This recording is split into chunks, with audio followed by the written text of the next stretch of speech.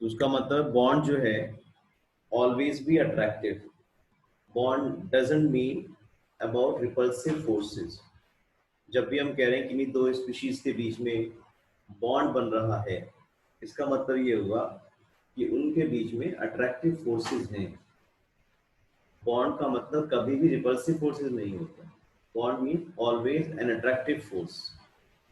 और जब कभी भी हम कह रहे हैं किन्हीं भी स्पीशीज के बीच में बॉन्ड बन रहा है, अब स्पीशीज से मतलब हमारा एटम भी हो सकते हैं, मॉलिक्यूल्स भी हो सकते हैं, आयंस भी हो सकते हैं, या और कोई भी स्पीशीज हो सकती है। जैसे मेटल्स के केस में पॉजिटिवली चार्ज कर्नल्स और नेगेटिवली चार्ज इलेक्ट्रॉन्स होते हैं। तो ये आपके बॉन्ड जब भी हम बात करेंगे तो bond will always be repulse attractive. इस चैप्टर में कि कैसे केमिकल बॉन्ड्स बनते हैं इसके बारे में हमें सीखना है, और जो मॉलिक्यूल्स बनते हैं उनका स्ट्रक्चर क्या होता है वो हमें जानना होगा। राइट, आप पढ़ेंगे इसी चैप्टर में लीनियर, ट्राइगोनल, प्लेनर की जो बॉन्ड्स बन रहे हैं वो स्पेस में मॉलिक्यूल के अंदर किस तरह से अपने आप को ओरिएंट कर रहे हैं, that will decide the molecular structure. तो ये भी हमें यहाँ इस चैप्टर में पढ़ना है। The attractive forces which holds various constituents, atoms, ions or molecules etc. together in different chemical species is called a chemical bond. इस बात को आप सभी बच्चे बहुत लंबे समय तक याद रखेंगे। जब कभी भी केमिकल बॉन्ड बनेगा, always energy will be released. Whenever a new chemical bond is developed, energy is released. That is possibly exothermic. And whenever you have to break certain bonds, you require energy, and the process will be endothermic. तो जब भी energy release होगी तो जो form product है उसकी खुद की एनर्जी डाउन होगी, लो होगी, और जितनी एनर्जी लो होगी उतनी स्टेबिलिटी ज़्यादा होती है। Right, so first we go for Clausen-Lewis approach of chemical bond formation, and to explain this, Clausen and Lewis independently giving satisfactory explanation that why a species undergoes chemical bond formation. According to Clausen and Lewis, atoms participate in chemical bond formation to achieve 8 electrons in their valence shell. Lewis का कहना ये था कि हर element ये चाहता है कि उसके आउटर मोस्ट शेल में noble gas type configuration attain हो जाए, यानी कि ऑक्टेट कंप्लीट हो जाए, 8 इलेक्ट्रॉन की वैलेंस शेल में हो जाए। अब वो 8 इलेक्ट्रॉन कैसे होंगे वो डिपेंड करेगा कि उनका इलेक्ट्रॉनिक कॉन्फ़िगरेशन क्या है। जैसे मान लीजिए किसी एटम की वैलेंस शेल में, आउटर मोस्ट शेल में 1 इलेक्ट्रॉन है। जैसे सोडियम की अगर हम बात करें, एटॉमिक नंबर इज 11, तो 281। तो इसको 7 इलेक्ट्रॉन मिल जाए, कोई तैयार हो जाए, वो तो बहुत ही डिफिकल्ट बात है, ये पॉसिबल नहीं है। इसीलिए ये अपनी वैलेंस शेल में 8 इलेक्ट्रॉन करने के लिए क्या करेगा, yes, this electron will be lost and outer most shell will have 8 electron in its valence shell. इसी तरह से ऑक्सीजन की अगर हम बात करें, एटॉमिक नंबर 8 है इसका, 1s2, 2s2, 2p6, 2p4 sorry, so 2 and 6।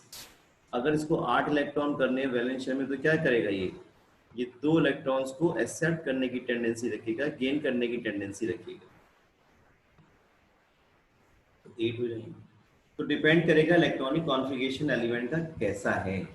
जैसे हम कार्बन की बात करें, एटॉमिक नंबर 6, 2,4, तो इसकी वैलेंस शेल में क्या, कितने इलेक्ट्रॉन्स है, 4 है। अब भाई इसकी कोशिश तो ये रहेगी कि ये किसी से 4 इलेक्ट्रॉन्स को ले ले, ऑक्टेट कंप्लीट हो जाए। लेकिन इतना बेवकूफ़ कोई एलिमेंट नहीं है कि अपने 4 इलेक्ट्रॉन दे दे, क्योंकि 4 इलेक्ट्रॉन निकालने के लिए जो आयनाइजेशन थेरेपी की अमाउंट होगी बहुत ज़्यादा होगी। और यही वजह है कि कार्बन किसी दूसरे एटम के संग कोवेलेंट बॉन्ड बनाएगा। वो कहेगा भाई तुम्हारे इलेक्ट्रॉन तुम्हारे पास, मेरे इलेक्ट्रॉन मेरे पास, लेकिन ऐसा करते हैं ये इलेक्ट्रॉन दोनों के पास ही काउंट हो जाएंगे। ये बिल्कुल उसी तरह से है जैसे आपके पास एक ब्लैक पेन हो और आपके पड़ोसी के पास जो है वो ब्लू पेन हो, तो टाइम टू टाइम आप शेयर करते रहें। आपको हेडिंग मार्क करना है, उसका हेडिंग चल रहा है ब्लू से, तुम्हारा हेडिंग चल रहा है ब्लैक से, मेन कंटेंट वो लिख रहा है ब्लू से और तुम लिख रहे हो ब्लैक से, तो आपस में जब इंटरचेंज करेंगे तो बात बन जाएगी। दोनों के पास दोनों पॉइंट करना, बोले तेरे भी काम हो रहा है मेरे भी काम हो रहा है, तो ये शेयरिंग हो गई, राइट। तो इस तरह से लुइस ने ये कहा कि हर एलिमेंट की कोशिश है किसी तरह से उसकी आउटर मोस्ट शेल में 8 इलेक्ट्रॉन हो जाएं, और ऐसा काफी स्पीशीज में भी देखा गया। सो जो स्टेबल कॉन्फ़िगरेशन है वो नोबल गैस का ही माना जाता है। देखा गया सभी एलिमेंट चाहते हैं कि जो वैलेंस शेल में जिस तरह से नोबल गैसेस के 8 इलेक्ट्रॉन्स हो जाते हैं, वैसे ही सभी एलिमेंट अपनी आउटर मोस्ट शेल में 8 इलेक्ट्रॉन्स करने की कोशिश करते हैं, either by transfer of electron. Transfer includes both the thing, donation and acceptance. Accept करे इलेक्ट्रॉन को या डोनेट करे, उसमें ट्रांसफर में दोनों चीजें आ गई, और either by sharing of electrons. तो ये लुइस ने कुछ सिंबल प्रपोज किए। इन्होंने बताया कि अगर हम एलिमेंट का जो सिंबल है उसके ऊपर उसकी वैलेंस शेल के इलेक्ट्रॉन्स को डिनोट कर दें डॉट की फॉर्म में, then we get the Lewis symbol. जैसे लिथियम की वैलेंस शेल में 1 इलेक्ट्रॉन होता है, तो आपने एक डॉट लगा दी, this is the Lewis symbol of lithium. Beryllium के आउटर मोशन में 2 इलेक्ट्रॉन्स होते हैं, सो आपने 2 डॉट से एक्सप्रेस कर दिया। इसी तरह से ऑक्सीजन की वैलेंस शेल में 6 इलेक्ट्रॉन्स होंगे, 6 डॉट्स की फॉर्म में आपने इनको एक्सप्रेस कर दिया। तो जो वैलेंस शेल में आप इलेक्ट्रॉन को एक्सप्रेस कर रहे हो उसका सिग्निफिकेंस क्या है, वो आपको ग्रुप की वैलेंसी बता सकता है। जैसे अगर आप तो मैंने बता रखा है पहले भी कि जितने भी फर्स्ट ग्रुप के मेंबर्स हैं उन सभी की वैलेंस शेल में इलेक्ट्रॉन्स कितने हैं, 1 इलेक्ट्रॉन्स हैं, तो इन सबकी वैलेंसी क्या हो जाएगी, 1 हो जाएगी। इन सबकी वैलेंसी 1 हो जाएगी, ये मैंने आपको पहले भी बता रखा है।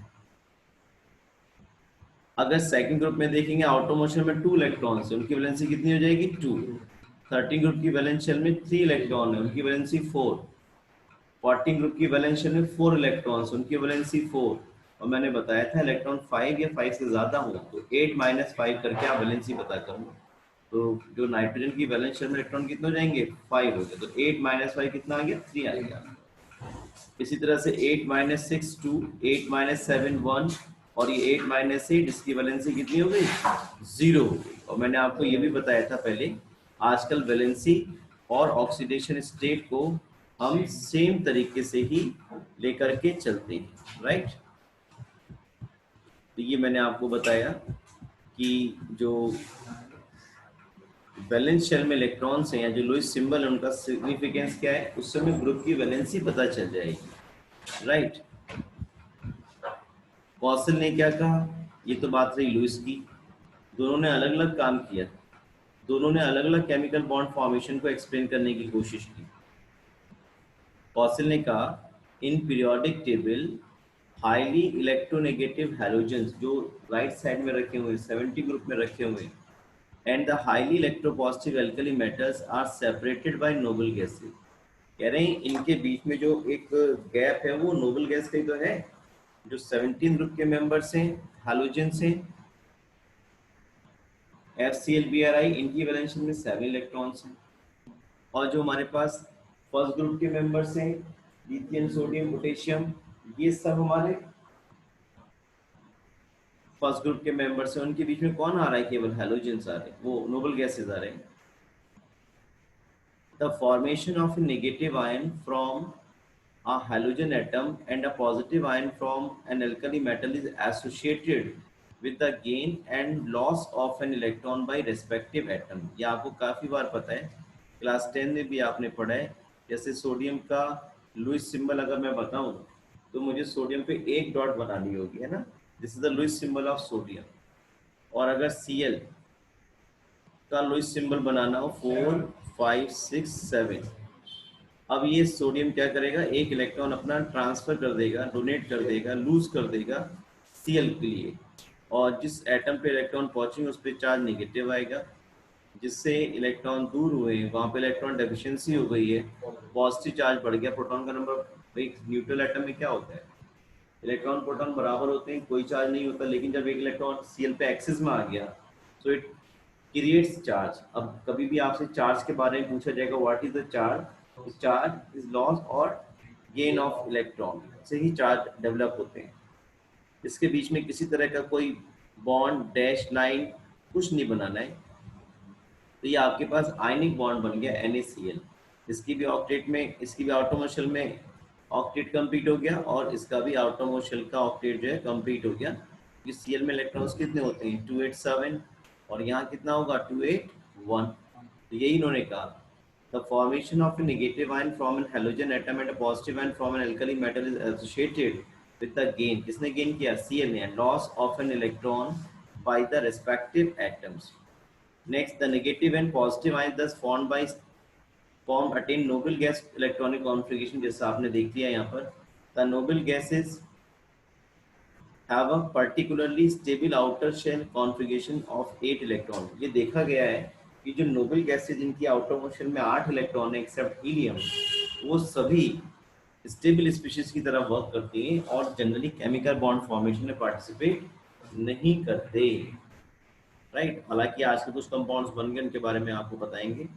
The negative and positive ions are stabilised by electrostatic forces of attraction. ये जो मैंने आपसे कहा, कोई डॉट नहीं बनानी, कोई लाइन नहीं बनानी, कोई डैश लाइन नहीं बनानी, इनके बीच में जो फोर्स ऑफ अट्रैक्शन लग रहा है वो कौन सा है, इलेक्ट्रोस्टैटिक फोर्सेस ऑफ अट्रैक्शन, और it is also called coulombic forces of attraction, और it is also called electrovalent bond, it is also called ionic bond, कुछ भी आप बोल सकते हैं, राइट। जैसे CF2 का इन्होंने बनाया, कॉसिल ने एक्सप्लेन किया कि जो कैल्शियम है उसकी वैलेंस शेल में इलेक्ट्रॉन कितने होंगे, 2, एटॉमिक नंबर इज 20, और 18 आर्गन की वजह से हो गए इलेक्ट्रॉन्स, और 2 because of this 4s2, 2 electrons हैं। और फ्लोरीन की आउटर मोशन में इलेक्ट्रॉन कितने, 7। तो ये कैल्शियम के बाद जो 2 इलेक्ट्रॉन्स है 4s2 वाले, ये दोनों इलेक्ट्रॉन एक एक F नेगेटिव एटम को दे देगा, and you will get CaF2। The bond formed as a result of electrostatic attraction between the positive and negative ions was termed as electrovalent bond or ionic bond. The electrovalency is thus equal to the number of unit charges on the ion. Thus, calcium is assigned a positive electrovalence of 2, and chlorine is 1 negative electrovalence of charge. इसके बाद इन दोनों की help, इन दोनों ने combinedly एक important theory of chemical combination between atoms को propose किया, जो इलेक्ट्रॉनिक थ्योरी और केमिकल बॉन्डिंग थ्योरी भी कहलाती है, जिसके अकॉर्डिंग इन्होंने एक रूल को एक्सप्लेन किया, which is called octet rule. ठीक है, क्या है ऑक्टेट रूल?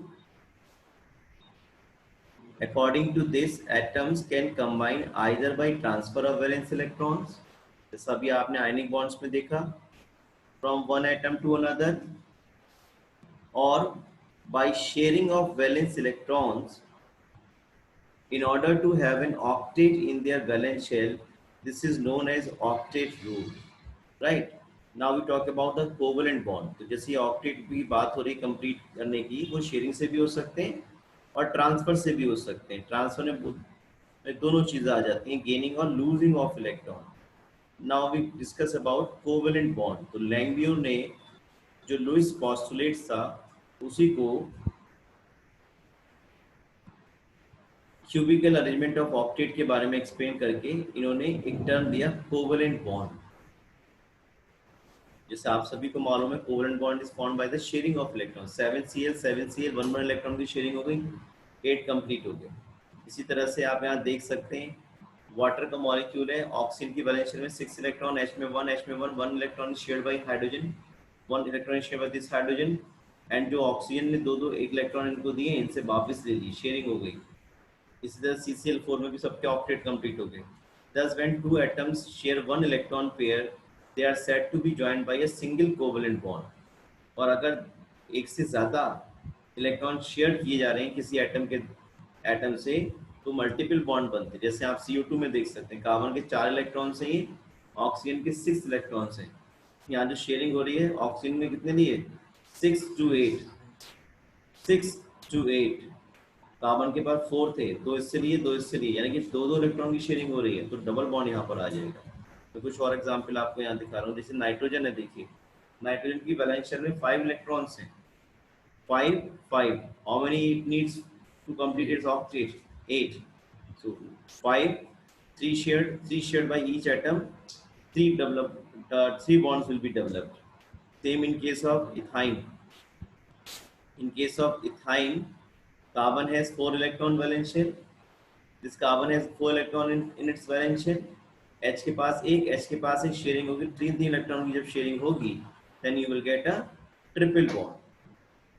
तो जो लुईस डॉट स्ट्रक्चर है provide a picture of bonding in molecule and ions in terms of shared pair of electron and the octet group. तो Lewis dot structure से तो हम इलेक्ट्रोवैलेंट बॉन्ड फॉर्मेशन दिखा पा रहे हैं, उन्हीं की हेल्प से तो हम कोवैलेंट बॉन्ड फॉर्मेशन दिखा पा रहे हैं। दी कॉसिल और लुईस का बहुत अच्छी अप्रोच थी जिसके अकॉर्डिंग हम ये बात पता कर पाए कि किस तरह से एटम जो है पार्टिसिपेट करते हैं केमिकल बॉन्ड फॉर्मेशन में। जैसे हम कुछ आयनिक कंपाउंड्स के बारे में बात करें, how the ionic compounds are formed by the transfer of electron, उसको हम सीख लेते हैं। फिर मैं कंबाइंड बनाऊंगा आपको कोवैलेंट कंपाउंड कैसे बनते हैं, राइट। तो जैसे आपने MgCl2 की अगर हम बात करें, मैग्नीशियम का एटॉमिक नंबर कितना है 12, 1s2 2s2 236 और 3s2, 2 इलेक्ट्रॉन वैलेंस शेल में है मैग्नीशियम के, वो हमने ऐसे शो कर दिए। And Cl2, Cl has how many electron? 7 electron in its valence shell. So 1 2 3 4 5 6 7। so यहाँ पे इसी क्या है 2 8 7 2 8 2 12 है ना, 2 8 7। तो अगर ये मैग्नीशियम एक इलेक्ट्रॉन कंप्लीट ट्रांसफर कर दे Cl को, एक इसको ट्रांसफर कर दे, तो इसकी वैलेंस शेल में इलेक्ट्रॉन कितने रहेंगे 2 इलेक्ट्रॉन। तो कहते ना कभी कभी खो करके भी कुछ पाया जाता है, तो वही काम मैग्नीशियम ने यहाँ पे किया है। देखिए मैग्नीशियम ने क्या किया, अपने 2 इलेक्ट्रॉन खो करके स्टेबल टाइप कॉन्फ़िगरेशन अटेन कर लिया, ऑक्टेट कंप्लीट कर लिया। तो जो हमारी केमिस्ट्री है बिल्कुल प्रैक्टिकल लाइफ से रिलेटेड है। आप देखें जितने भी सिद्धांत थ्योरीज हमारी सोशल नेटवर्किंग में चलती है, वही सब एलिमेंट्स भी आपस में केमिकल बॉन्ड फॉर्मेशन करते समय पूरी तरह से फॉलो करते हैं। मैं आपको टाइम टाइम पे बताता भी रहूँगा मैं क्या कहना चाह रहा हूँ, किस तरह से सोशल नेटवर्किंग और केमिकल बॉन्ड फॉर्मेशन एक तरह से। इसी तरह से अगर आप कोवैलेंट बॉन्ड की बात हम करें तो covalent bond sharing of electron से बनते हैं, राइट। मैं आपको एग्जाम्पल ले रहा हूँ यहाँ पे C2H4 का, this is ethene, right. So carbon carbon hydrogen hydrogen hydrogen hydrogen. Hydrogen की वैलेंस शेल में इलेक्ट्रॉन्स कितने होते हैं 4 होते हैं। लुईस सिंबल अगर कार्बन का आपको बनाना होगा तो 4 डॉट्स को आपको इस तरह से शो करना है। क्लास 11 की NCERT में उन्होंने क्या किया है, जैसे हाइड्रोजन के इलेक्ट्रॉन अगर कार्बन के इलेक्ट्रॉन हम डॉट से शो कर रहे हैं तो हाइड्रोजन के उन्होंने क्रॉस से शो कर दिए। गलत है तरीका वो, क्योंकि जो हमारा सिलेबस ये जो सिंबल्स हैं ये लुईस डॉट स्ट्रक्चर ना कि लुईस क्रॉस स्ट्रक्चर है। तो फिलहाल चल जाता है, बच्चों को फर्स्ट टाइम पढ़ना होता है तो बच्चों को अलग से इलेक्ट्रॉन बताने के लिए ऐसा कर लेते हैं, कोई बुरी बात नहीं है। लेकिन तरीका ये है लुईस सिंबल्स को लुईस सिंबल्स की फॉर्म में एक्सप्रेस करें तो अच्छा है। बच्चों को झूठ नहीं बोलने की, देखो क्रॉस वाले भी लुईस सिंबल से, गलत है। कल को कोई क्वेश्चन आ गया किसी कंपटीशन में लुईस सिंबल, तो बच्चा तो वही बना के आ जाएगा, क्रॉस वाला भी समझेगा। तो देखिए हाइड्रोजन को क्या करना है, अपना ऑक्टेट कंप्लीट करना है, सॉरी ट्रिपलेट कंप्लीट करना है ना। 2 इलेक्ट्रॉन हो सकते हैं 1s2, तो एक एक शेयर कर लिया इसका आपस। ऐसे इसने भी अपना 1 इलेक्ट्रॉन शेयर कर लिया, इसने भी एक इलेक्ट्रॉन की शेयरिंग कर ली। तो इस तरह से इलेक्ट्रॉन की शेयरिंग हाइड्रोजन ने करके अपना जो सो कॉल्ड डुप्लेट है वो कंप्लीट कर लिया। अब कार्बन की बारी आती है, 4 इसके पास अपने, एक इसको देता 5, एक इसको दिया था 6 और ये 2 इलेक्ट्रॉन जो है उसने शेयरिंग भी कर लिया, तो कितने हो गए 8 हो गए। 4 5 6 7 8। आप देखिए यहाँ पर तो एक एक इलेक्ट्रॉन की शेयरिंग हो रही है इस कार्बन और एच के बीच में, सभी कार्बन और एच के बीच में एक एक इलेक्ट्रॉन की तो शेयरिंग हो रही है बच्चों, ये और यहाँ पे 2 इलेक्ट्रॉन्स की। देखिए 4 इलेक्ट्रॉन्स टोटल है, 2 इलेक्ट्रॉन कार्बन के, 2 इलेक्ट्रॉन इस कार्बन के, तो ऐसे केस में डबल बॉन्ड आपको करना है। ठीक है, और भी कुछ देखिए मैं एग्जांपल आपके ले रहा हूँ जिसमें कलेक्टिवली कोवेलेंट बॉन्ड भी रहेगा और आयनिक बॉन्ड भी रहेगा। जैसे हम बात करते हैं यहाँ पे कैल्शियम हाइड्रोक्साइड की, कैल्शियम हाइड्रोक्साइड, हाँ ठीक, कैल्शियम हाइड्रोक्साइड, तो इसके बारे में भी अभी सीखेंगे।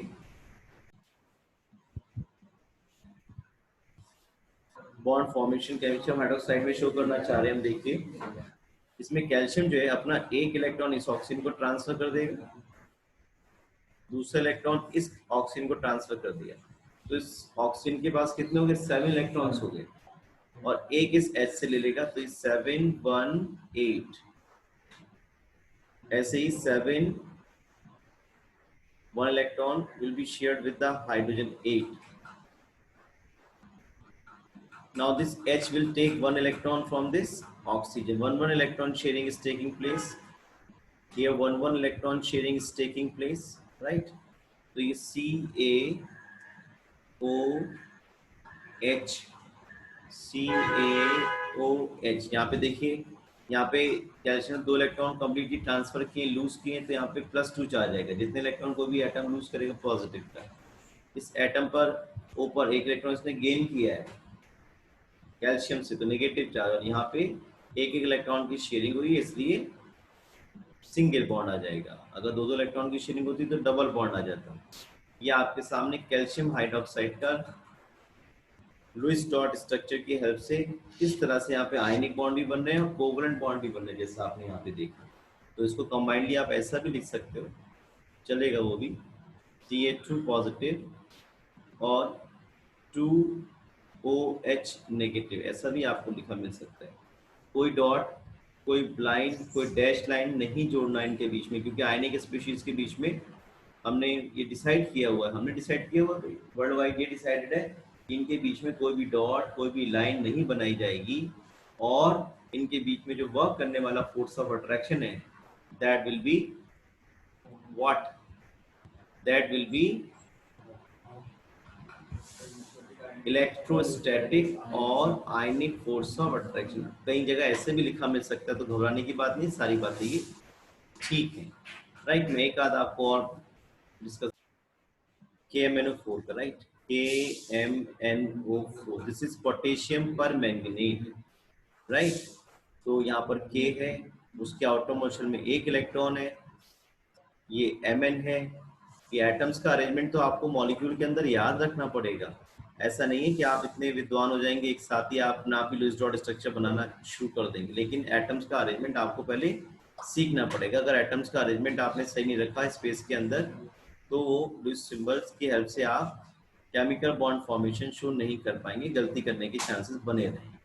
तो KMnO4 में इस तरह से अरेंजमेंट रहेगा, 1 2 3 4 5 6, और जो आपके पास Mn है, Mn की वैलेंस शेल में इलेक्ट्रॉन कितने होते हैं 7 होते हैं, 1 2 3 4 5 6 7, तो ये K अपना एक इलेक्ट्रॉन इस ऑक्सीजन को ट्रांसफर कर देगा, 7 हो गए, और ये ऑक्सीजन के बाद जब 7 हो गए तो ये एक इलेक्ट्रॉन इस Mn से शेयरिंग कर लेगा, 7 1 8। यहाँ पे 6 है, 6 2 8, 6 2 8, 6 2 8, सबका ऑक्टेट कंप्लीट हो गया ऑक्सीजन का। अब इस Mn के बारे में अगर आप सोचेंगे तो इस Mn के पास 7 इलेक्ट्रॉन्स हैं, तो ऐसे केस में क्या होगा, ये जो मैग्नीज है इसके पास 7 इलेक्ट्रॉन है, जो एक ऑक्सीजन से शेयर किया था वो ऑक्सीजन से वापस ले लेगा, जिसके पास 7 इलेक्ट्रॉन थे उसके पास, ठीक है। और यहाँ पर इस ऑक्सीजन ने 2 इलेक्ट्रॉन यहाँ पर इस मैग्नीज से लिए हैं, लेकिन वापस कुछ नहीं दिया है। तो ऐसे केस में ये एज्यूम किया जाता है कि ये जो 2 इलेक्ट्रॉन्स हैं, ये वाले, ये जो 2 इलेक्ट्रॉन्स हैं, ये वाले, ये इलेक्ट्रॉन्स, ये इलेक्ट्रॉन्स, ये इलेक्ट्रॉन्स Mn और ऑक्सीजन दोनों के पास ही काउंट किए जाएंगे। यानी कि ये जो इलेक्ट्रॉन्स हैं दोनों Mn और ऑक्सीजन के साथ शेयर्ड हो रहे हैं और दोनों के साथ काउंट किए जाएंगे। और इसलिए हमारी जो एनसीईआरटी है उसमें क्या प्रोविज़न किया गया है, यहाँ तो एक इलेक्ट्रॉन की शेयरिंग हो रही है, कोई दिक्कत नहीं है। क्या प्रोविज़न किया गया है, जब ये 2 इलेक्ट्रॉन की शेयरिंग दोनों एटम्स के बीच में दिखाई जा रही है तो इसको हमने यहाँ जो बॉन्ड एक्चुअल में बनेगा that is the coordinate bond. उसमें क्या होता है, जो एटम होता है वो अपने इलेक्ट्रॉन्स जो है वो किसी एटम को के साथ शेयर करेगा, लेकिन उसके इलेक्ट्रॉन्स को अपने साथ शेयरिंग में नहीं लेता है। तो ऐसे केस में जो बॉन्ड बनता है that is called coordinate bond. ये जो बॉन्ड से कौन से, ये सब कोऑर्डिनेट बॉन्ड है। लेकिन आपको अपनी एनसीईआरटी में ये सभी कोऑर्डिनेट बॉन्ड की जगह जो है डबल बॉन्ड दिखाई पड़ते हैं, KMnO4। कोऑर्डिनेट बॉन्ड तब फॉर्म होते हैं जब कोई एटम अपने 2 इलेक्ट्रॉन्स को किसी दूसरे एटम के साथ शेयर करे और उससे वापस में कोई भी इलेक्ट्रॉन शेयरिंग में उसके इन्वॉल्व ना करे और अपना बड़ा दिल दिखाए कि भाई देखो जो Mn है यहाँ पर, ये अपने इलेक्ट्रॉन कह रहा है ऑक्सीजन से, भाई मुझे तो जरूरत है नहीं, मेरे तो ऑक्टेट कंप्लीट है। गॉसियन लुईस अप्रोच ये थी कि 8 इलेक्ट्रॉन वैलेंस शेल में हो गए तो बल्ले बल्ले होगी।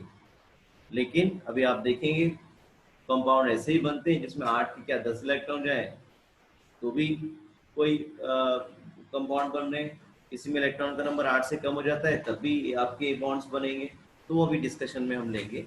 तो फिलहाल अभी आपको ये समझना है कि ये जो आपकी एनसीईआरटी है उसमें जितने भी कोऑर्डिनेट बॉन्ड बनेंगे उसमें हर जगह कोऑर्डिनेट बॉन्ड की जगह डबल बॉन्ड दिखाया गया, ये बात को मानते हुए कि यहाँ पे इलेक्ट्रॉन की शेयरिंग 2 इलेक्ट्रॉन्स की हो रही है। ठीक है, तो और भी मैं स्ट्रक्चर देखिए आपको बता रहा हूँ कुछ, तो इसको आप ऐसा एक्सप्रेस कर सकते हो कि MnO4 नेगेटिव को।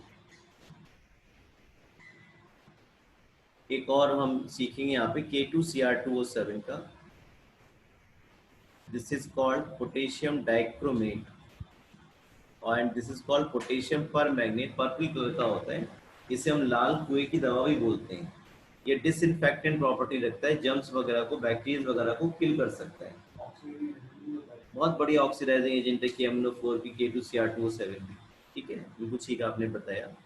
तो देखिए मैं इसका अरेंजमेंट दिखाता हूँ, किस तरह से अरेंजमेंट मॉलिक्यूल के अंदर एटम्स का रहेगा। K2Cr2O7 ये आ गया अरेंजमेंट, देखिए K2Cr2O7। इनकी वैलेंस शेल में इलेक्ट्रॉन दिखाते हैं, देखिए यहाँ पे कितने 1, यहाँ पे कितने होने वाले बच्चों 6, यहाँ पे कितने होंगे 6, 1 2 3 4 5 6, 1 2 3 4 5 6, 1 2 3 4 5 6। ऑक्सीजन की वैलेंस शेल में इलेक्ट्रॉन कितने होंगे 6 होंगे। आप क्रोमियम की वैलेंस शेल में इलेक्ट्रॉन देखेंगे तो वो आपको 6 ही मिलेंगे, राइट। तो क्रोमियम की वैलेंस शेल में इलेक्ट्रॉन कितने 6 हैं। मैं रेड से शुरू कर रहा हूँ, ये 6 इलेक्ट्रॉन्स क्रोमियम के हैं। यहाँ पर जो K है आप समझ गए होंगे, ये तो सब आयनिक बॉन्ड ही बनाते हैं अल्कली मेटल्स। तो ये अपने एक इलेक्ट्रॉन ट्रांसफर कर देंगे, लूज कर देंगे ऑक्सीजन के लिए। अब इस ऑक्सीजन के पास कितने हो गए बच्चों 7 हो गए, और एक ये किस क्रोमियम से इन्वॉल्व कर लेगा 7 1 8 6 7, सॉरी ये तो पहुंच गया इसके पास by the transfer of electron 7 1 8। इसका ऑक्टेट कंप्लीट हो गया इन ऑक्सीजन एटम का। Now the turn of these oxygen atoms, जिसमें आप देखेंगे 6 2 8 6 2 8 6 2 8 6 to 8। और इस ऑक्सीजन के बारे में देखिए, 6 इसके पास अपने, एक इस CR से ले लिया 7 और एक इस CR से ले लिया 8, राइट। अब इस क्रोमियम का केस रह गया हमारे पास। क्रोमियम के केस में आप देखेंगे 6 इसके पास अपने, है ना, एक इस इलेक्ट्रॉन को दिया है, एक इस राइट वाले जो ऑक्सीजन इसको दिया है, और एक इस ऑक्सीजन से ये वापस ले लेगा। ये 7 और ये 1 8, 6 है ना, एक इस ऑक्सीजन को शेयर कर रहा है, इस ऑक्सीजन को शेयर कर रहा है, 6 7 और ये 8, इस तरह से। तो आप इनका रिप्रेजेंटेशन में आपको दिखाऊं, देखिए के आ गया, ओ CR O CR O K O,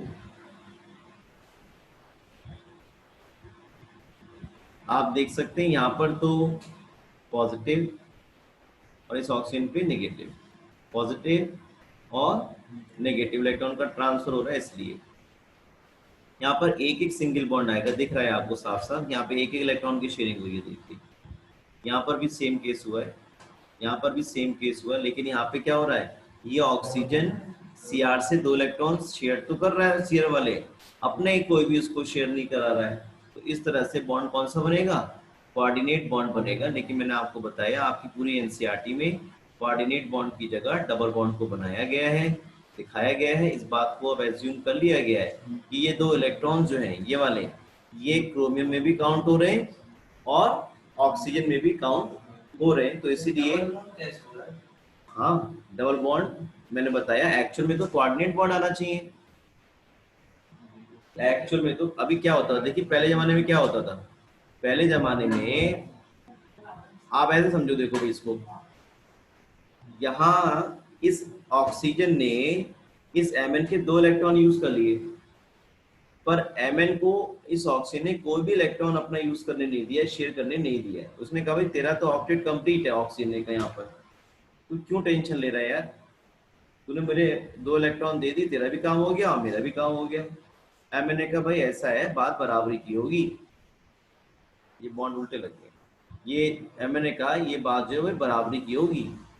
बोले बराबरी का मतलब क्या हुआ, बोले बराबरी का मतलब ये 2 इलेक्ट्रॉन मैंने दिए और 2 इलेक्ट्रॉन जो है वो आपको भी मुझे शेयर करने चाहिए। तो ऑक्सीजन ने कहा भाई तुझे कितने ऑक्टेट, कितने इलेक्ट्रॉन चाहिए, बोले भाई 8 चाहिए। बोले तेरे तो 8 हो गए, अब क्यों बहस कर रहा है यार, बोला ना मुझे तो इलेक्ट्रॉन चाहिए। मैग्नीज, हाँ मैग्नीज कह रहा है उससे ना कि ना मुझे तो इलेक्ट्रॉन चाहिए। ऑक्सीजन क्या तेरा ऑक्टेट कंप्लीट होगा तो क्या करेगा भाई, तो पहले तो आज की लड़ाई हुई तो क्या होगा, वो तो एटम लेके पहुंच जाएगा, हाइड्रोजन बम लेके पहुंच जाएगा। पहले तो तलवार और ये तीर वगैरह से काम चलाते थे। तो मैंने कहा तू नहीं देगा, बोले ना, बोले सोच ले, बोले हाँ सोच लिया, मैं तेरे पास ऑक्टेट कंप्लीट है, मैं तुझे इलेक्ट्रॉन नहीं दूंगा। बोले नहीं देगा तो बोले ले। तो Mn ने O को तीर मार दिया। तो ऐसे जो बॉन्ड ये आपके बन रहे हैं इनको हम कोऑर्डिनेट बॉन्ड बोलते हैं। जी हाँ, कोऑर्डिनेट बॉन्ड। और पूरी NCERT में हर जगह कोऑर्डिनेट बॉन्ड को डबल बॉन्ड से एक्सप्रेस किया गया है, इस बात को एज्यूम करके कि ये जो इलेक्ट्रॉन जिनके बारे में बात हो रही है ये वाले, तो ये ऑक्सीजन और Mn दोनों के साथ ही काउंट किए जाएंगे। यानी कि ये दोनों इलेक्ट्रॉन जो हैं Mn और O के बीच में 4 इलेक्ट्रॉन की तरह काम कर रहे हैं, शेयरिंग हो रही है, दोनों के ऑक्टेट कंप्लीट हो गए।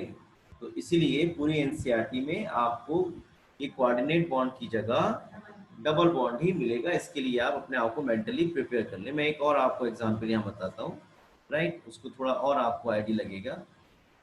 देखिए, I take example of ammonium chloride NH4Cl, N H H H H Cl, 1 2 3 4 5 6 7, 1 1 1 1, यहाँ पे 2, ये H ने अपना इलेक्ट्रॉन यहाँ ट्रांसफर कर दिया। अब इसके पास एक भी इलेक्ट्रॉन नहीं है H के पास, तो क्या करेगा, ये दोनों इलेक्ट्रॉन इस नाइट्रोजन एटम के पास जो उनको ले लेगा, 1 and 1 2, 1 and 1 2, 1 and 1 2, और ये नाइट्रोजन के पास 5 है, 6 7 और ये 8। तो इस तरह से क्या हुआ देखिए, ये वाली कंडीशन आ गई आपके पास। यहाँ तो सिंगल बॉन्ड आ गए और यहाँ पर ये यस एक्चुअल में तो ये बनना चाहिए था ना, ये बन गया आपके पास अमोनियम क्लोराइड। लेकिन आपको कैसा मिलेगा, यहाँ पर सिंगल बॉन्ड लगा हुआ मिलता है। NH4Cl में आपको ऐसा सिंगल बॉन्ड लगा हुआ मिलता है, ये माना जाता है।